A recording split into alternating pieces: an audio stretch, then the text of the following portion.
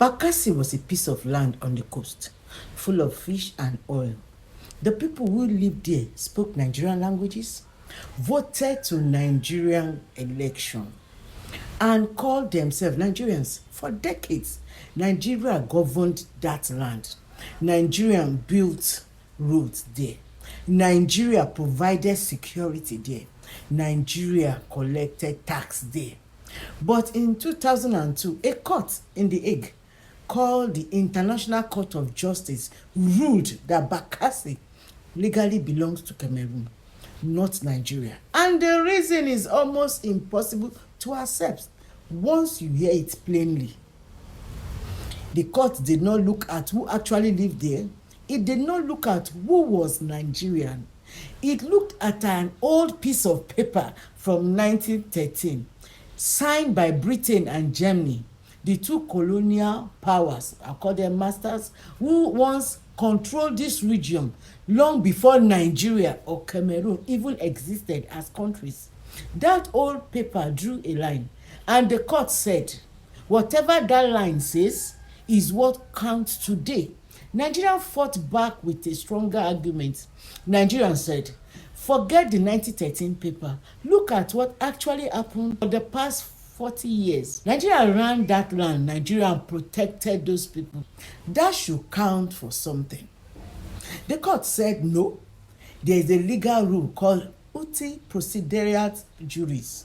In simple English, it means whatever borders the colonial powers drew stays the border to avoid future wars over land. The court chose that old colonial paper over 40 years of real Nigerian presence on the ground. Nigeria also argued something even bigger. Some Nigerian senators, including Senator Bassey Ewa Ensho, said the 1913 paper itself was never properly signed. He says he has evidence from the German ambassador's own memo that the treaty fell apart before it was finalized because Britain and Germany did not trust each other at the time.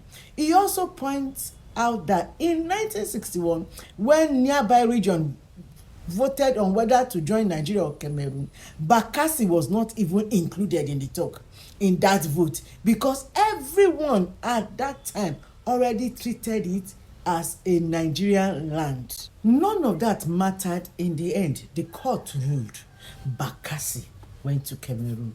And here is the one thing that the court did admit. It said the people living there did not have to change their nationality. It knew they were Nigerians. It ruled against Nigeria anyway.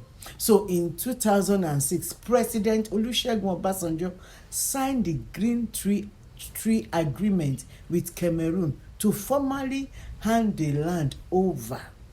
On August 14, 2008, Nigeria lowered its flag there for the last time.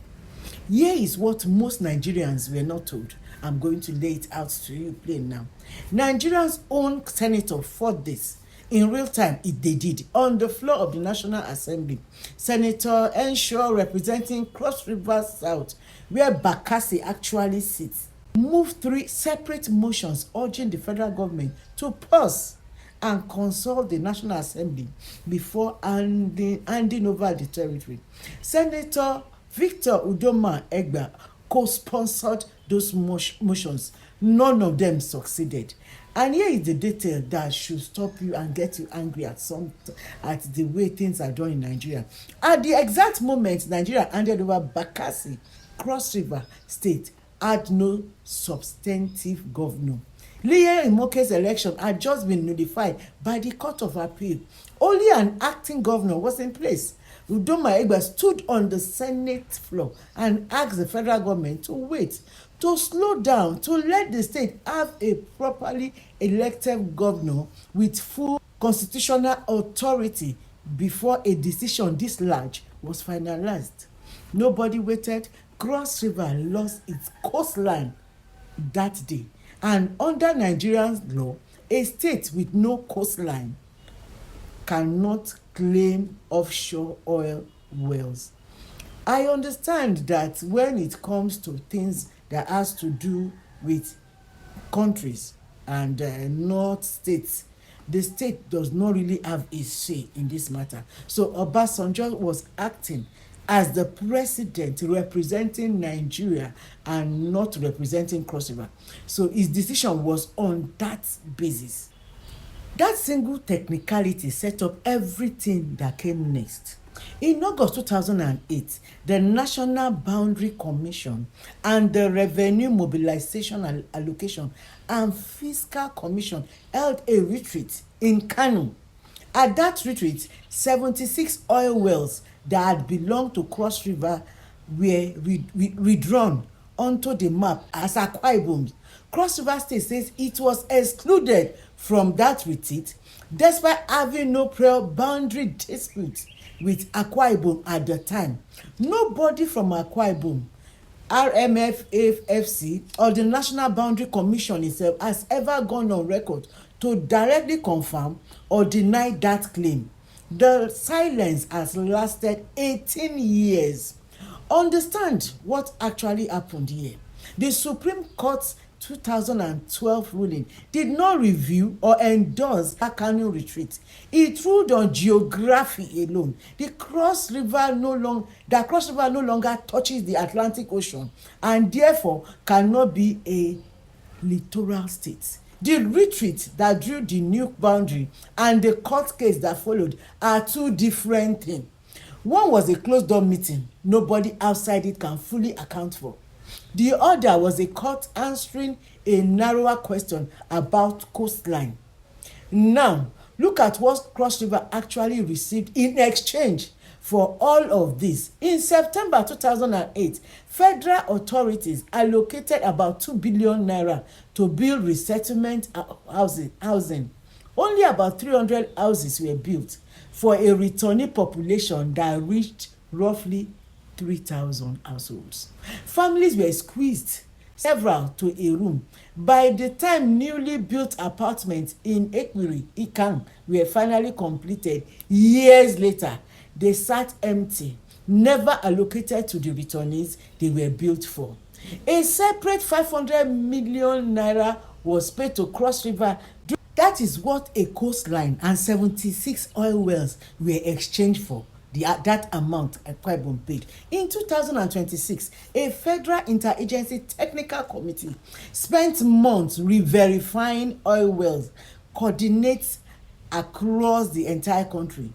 Their report submitted to RMAFC in February found that 119 oil and gas wells originally attributed to Cross River were being benefited from by Akwa Ibom, and recommended Akwa Ibom refund 13% derivation revenue as arrears. Separate technical findings now project Cross River could be re-enlisted as an oil-producing state for the first time since 2008, with over 100 producing wells traced to its territory. Akwa Ibom Attorney General has been direct in his response. No oil well has been ceded to. No Supreme Court judgment has been overturned. RMAFSC owns chairman says what was submitted in February is only a draft report, not a final decision. So, here is where this stands right now. President Tinubu has personally directed both governors into consultation. Senate President Godswill Akpabio himself from Akwa Ibom has mediated meetings between them. Nothing has moved yet. No oil well has exchanged hands. Why? I am Patience Smith. The facts are on the table. The conclusion is yours. I am not asking you to agree with me. I am asking you to think how a state that used to be an oil producing suddenly became the only state in the South with nothing. Drop a comment if people who call themselves Nigerian could be handed to another country over a 1913 colonial paper. What does that tell you about how power actually treats ordinary people in this country? Do you think Cross River will ever get those wells back? Share this video and tag someone who needs to see it. As I tell you all the time, I read every comment. Cross River needs to get what belongs to them back. Or what do you think?